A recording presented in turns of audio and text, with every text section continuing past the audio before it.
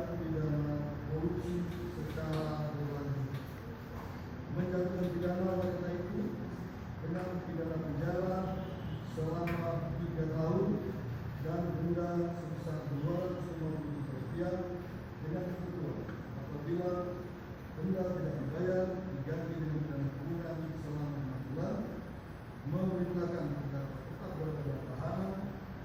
menetapkan masa penahanan telah didahului oleh terdakwa, kurangkan segenap dari pidana dijatuhkan, menetapkan barang bukti nomor 1 sampai dengan 275 dikembalikan kepada penuntut umum untuk digunakan dalam perkara atas nama ART yang bersangkutan, membebani terdakwa membayar biaya perkara Rp5.000